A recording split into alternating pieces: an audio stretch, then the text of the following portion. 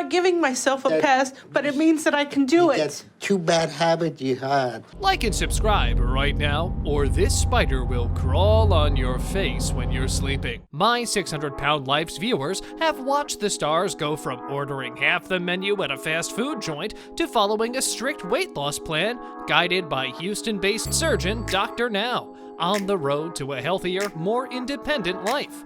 Well, from being such bullhead to the most controversial obese patients that Dr. Now has ever dealt with in the history of My 600-Pound Life, today we will be looking at the most out-of-control people on My 600-Pound Life.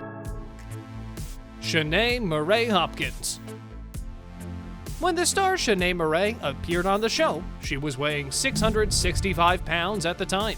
Because of sexual abuse she faced when she was just 5 years old, because of her miscarriages, and the severe bacterial infections in her legs, she started gaining weight. Well, her relationship with Dr. Nazaruddin didn't look good on the show.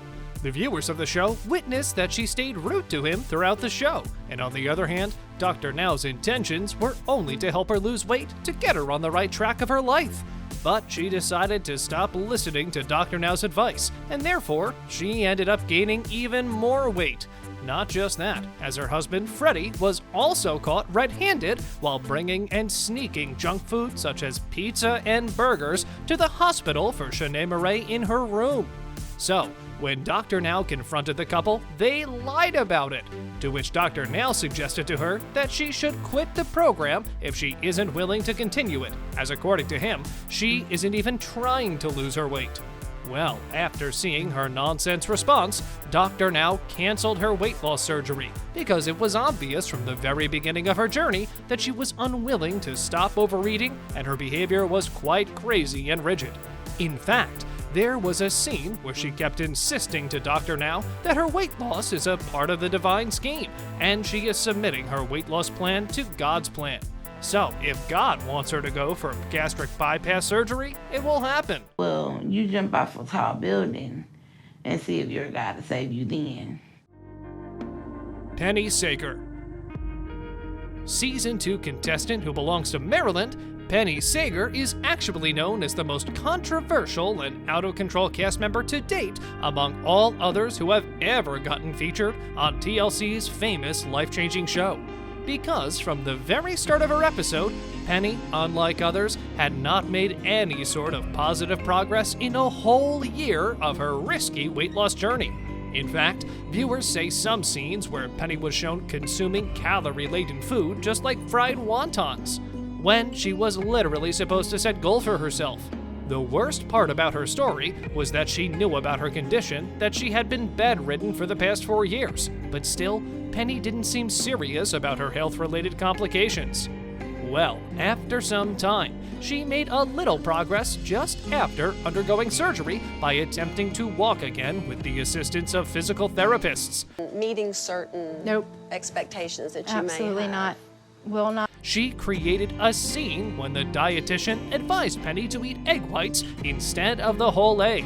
After this, Penny got fed up but continued to follow zero weight loss. What a rigid personality! Not just that, she even claimed in a preview that she's better off now than how she was before. I started out just like anyone else, and every time I had a problem, it's a pound, 2 pounds. But if you ask Dr. Now, then he would say something opposite regarding this, as he took a different take on the situation at the time. Unlike her, as she has been trying to convince everybody that she's doing well. He added that she isn't anything more than delusional, as she is addicted to food, and she'll do anything to get what she yearns for. He soon added that such sort of behavior will go to do nothing but kill her. That's like having piano surgery on your hand. Octavia Gahagans. When Dr. Now ran some tests on her, he made up his mind to keep Octavia, who was weighing 692 pounds, in the hospital under his supervision in order to help her on the right track. His idea was that over there, she will reduce her weight, and he had a hope to get her able to stand on her own 2 feet for her own betterment and well-being. Well, after 2 months at the hospital, Octavia finally managed to lose almost 180 pounds by following Dr. Now's designed strict diet of 1,200 calories a day. After that, when she got discharged from the hospital, she was supposed to lose at least more than 30 pounds to keep going by following her physical therapy in the next month. But Octavia, unfortunately, did not follow Dr. Now's instructions by the next appointment on doing more than half of her progress. Well, there was a scene where we saw Octavia having junk food and claimed that she had it because there was some tension between her and one of her closest friends. So, both decided to have a cheat day to cope with that tension. So, they ordered a bunch of Popeye's fried chicken, and both best friends enjoyed having them together. Dr. Now stated having serious concerns related to Octavia as she surprisingly started skipping her therapy appointments and follow-up meetings with him. In her weigh-in segment with Dr. Now, which is a part of a follow-up appointment, she was asked to weigh in. After that, it was revealed that Octavia has actually gained 40 pounds instead of losing 30, to which Dr. Now claimed that it means that she has never been following the diet plan and was always cheating on it. So, in the end, the results were quite obvious that all of Dr. Now's progress at the hospital went down the drain. I love her so much that I give to her. It's hard to tell her no, but this is all we know. James King.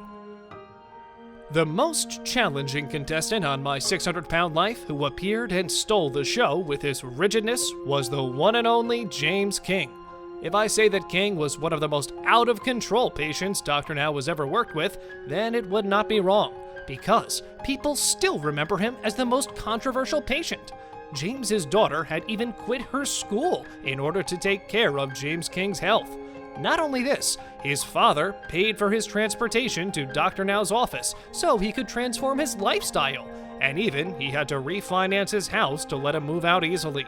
But as King was the biggest bullhead, he did nothing in his whole journey but manipulate people around him, despite honoring all the sacrifices his beloved family members made for him. But when it comes to his wife, then isn't less to blame, as she was seen sneaking junk food for him in the hospital, when she was not supposed to. Well, there was a time when Dr. Now got fed up with him and confronted James King. And what do you think? Your weight has anything to do with your eating habit or not?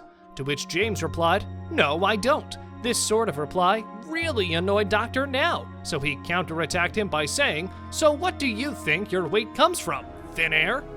Then Dr. Now added that it was just a matter of time that James's body would shut down, all because of his body size, as he was weighing 791 pounds. Then Dr. Now caught Lisa red-handed sneaking food for James. After that, he confronted Lisa by stating facts straight at the face of both, that instead of losing weight, James has gained 60 pounds in a week. Dr. Now eventually lost his calm, all because of his non-seriousness and stupid attitude, as he wasn't interested in literally getting back to the right path. After some time, he ultimately declined the weight loss surgery by himself, and since then has continued down the destructive path due to his binge eating. Unfortunately, on April 3rd, 2020, James King passed away. Jean Covey.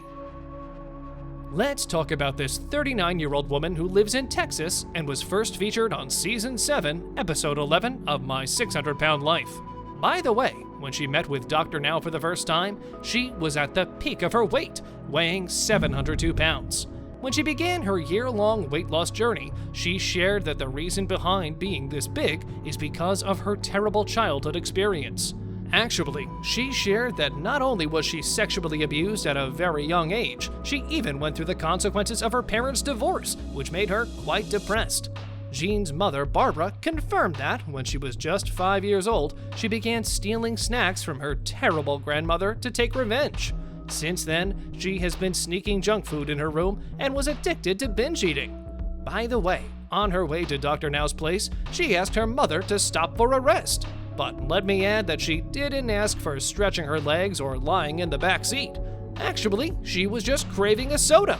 Not for a medium one, but for a big soda. Well, that's not the end. Jean started having the worst phases of life. Her mother fell ill, and she had to go through this gastric surgery all alone. But you know, what exactly did she do to make things right? She ended up suing My 600 Pound Life's production company, Megalomedia, saying that the company didn't fulfill its promise to pay all the medical expenses. She even claimed that they said no to filming the show, but they were forced to do that. She was the one who quit the program on her own, despite accepting her own faults and responsibilities. That's all for today with the most out of control people on My 600 Pound Life. Thank you for watching the video. And if you guys found it interesting, I would much appreciate it if you comment down below about the video and leave a thumbs up. Last but not least, don't forget to subscribe to our channel and hit the bell icon for getting updates related to our latest videos.